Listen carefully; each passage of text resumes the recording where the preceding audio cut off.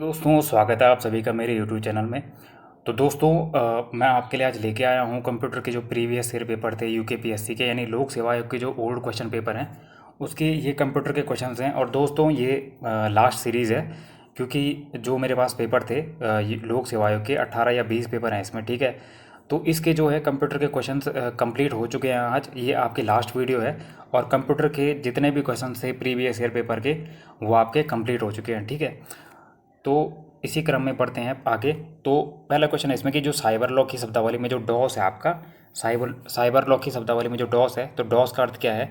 तो डॉस की full form है डिनाइल ऑफ सर्विस, ठीक है। डिनाइल ऑफ सर्विस डॉस की आपकी फुल फॉर्म हो जाती है साइबर लॉ। यहाँ पे आपको ध्यान देना है कि यहाँ पे आपको नॉर्मली नहीं पूछा है। वैसे डॉस की फुल फॉर्म जो होती है डिस्क ऑपरेटिंग सिस्टम होती है, डिस्क ऑपरेटिंग सिस्टम डॉस की फुल फॉर्म होती है। लेकिन यहाँ पे आपको ये ध्यान रखना है कि साइबर लॉ की शब्दावली में पूछा है डॉस का फुल फॉर्म। तो साइबर लॉ की शब्दावली में डॉस का जो फुल फॉर्म होता है वो आपका डिनाइल ऑफ सर्विस हो जाता है, ठीक है। अगला आपका प्रश्न है दोस्तों कि जो मल्टीमीडिया में सम्मिलित हो सकता है। तो मल्टीमीडिया में आपके क्या क्या सम्मिलित होता है वो पूछा गया इस क्वेश्चन में। तो मल्टीमीडिया में आपका ऑप्शन नंबर बी यानी ग्राफिक्स, एनिमेशन, वीडियो और म्यूज़िक और आवाज़ जो है सारा आपका मल्टीमीडिया के अंदर ही सम्मिलित हो जाता है, ठीक है। ग्राफिक्स, एनिमेशन, वीडियो, म्यूज़िक और आवाज़। अगला आपका क्वेश्चन है कि यूज़र एक निश्चित पते पर किसी यूज़र द्वारा बार बार एक ही मेल या संदेश भेजना क्या कहलाता है? तो ये आपका ईमेल स्पैमिंग कहलाता है, ठीक है। ईमेल स्पैमिंग आपका कहलाता है जब किसी एक ही यूज़र को एक ही पते पर बार बार ईमेल या संदेश भेजा जाता है, तो आपका ईमेल स्पैमिंग कहलाता है, ठीक है।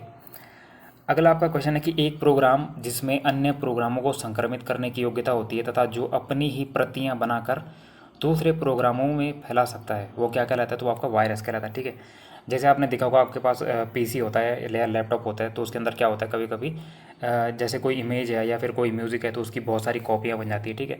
तो ये भी एक वायरस का टाइप होता है। एक वायरस ये ऐसा होता है जो अपनी ही कॉपियाँ बनाता है बहुत सारी। तो ऑल ओवर जो है इसका आंसर आपका वायरस हो जाएगा, ठीक है।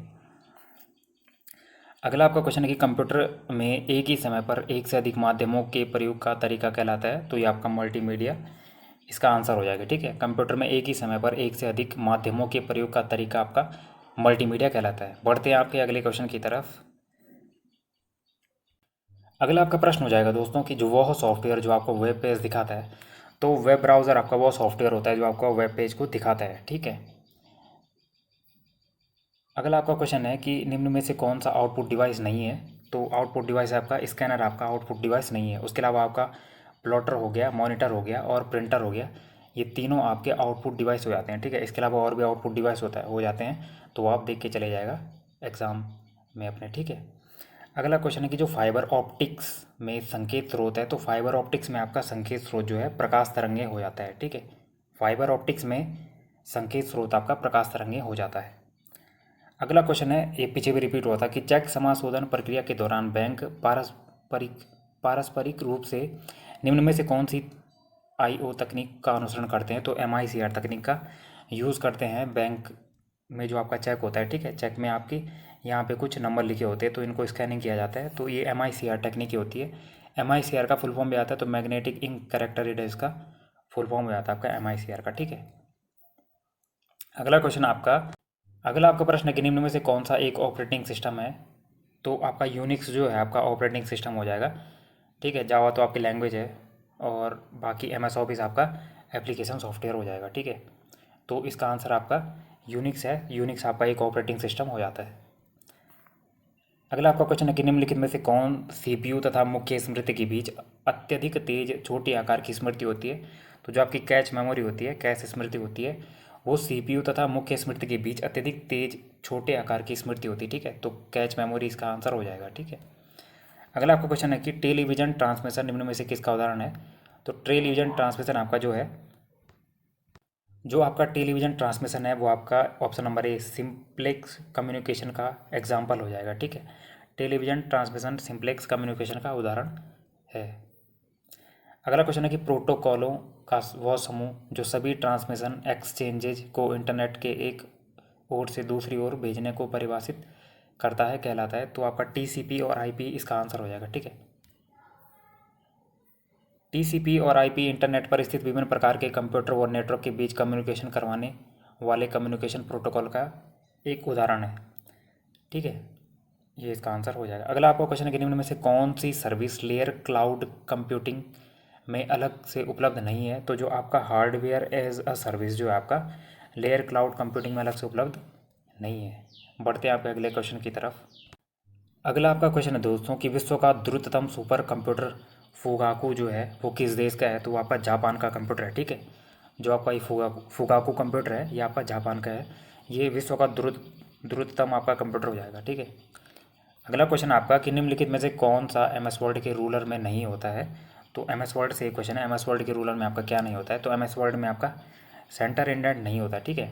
इसमें आपका जो है जैसे आपका एम एस वर्ड है, ठीक है, जैसे आपका एम एस वर्ड है तो इसमें लेफ़्ट इंडेंट होता है, राइट इंडेंट होता है, लेकिन इसमें सेंटर इंडेंट इसमें जो है आपका नहीं होता, ठीक है। तो दोस्तों यही थे आपके कंप्यूटर के क्वेश्चन। तो जो यूकेपीएससी यानी लोक सेवा आयोग के पुराने एग्ज़ाम पेपर थे, लगभग 18 पेपर थे इस बुक में, तो इसके मैंने कंप्यूटर के क्वेश्चन आपको करवा दिए हैं। और साइंस के बचे हुए हैं लगभग 2 वीडियोज़ आएंगे, उसमें भी आपका, या फिर एक वीडियो भी आ सकता है, उसमें भी आपका साइंस के प्रीवियस ईयर के क्वेश्चन भी उसमें कंप्लीट हो जाएंगे। 2 वीडियोज़ या एक वीडियोज़ में आज या कल में कंप्लीट हो जाएंगे, ठीक है। आप जो है वीडियो में कमेंट करके बता दीजिए, अगर आपको कंप्यूटर के क्वेश्चन और चाहिए तो मैं कंप्यूटर के में और क्वेश्चन ला सकता हूँ, लेकिन साइंस के मेरे हिसाब से इनफ है, ठीक है। साइंस के क्वेश्चन इनफ है प्रीवियस ईयर पेपर के। उसके अलावा आपने अपनी तरफ से भी साइंस थोड़ा बहुत पढ़ी होगी, ठीक है। और अगर लगेगा मुझे कि साइंस क्वेश्चन लाने के लिए टाइम लग जाएगा तो मैं साइंस के क्वेश्चन भी ला जाऊँगा, 1-2 वीडियोज़ और, ठीक है। तो फिलहाल कंप्यूटर के क्वेश्चन आज समाप्ति होती है प्रीवियस ईयर पेपर की। और साइंस का मैं देखूंगा, आपका अगर फीडबैक आएगा कि साइंस के क्वेश्चन और लाने तो मैं एक बुक है मेरे पे उससे भी ला सकता हूँ, ठीक है।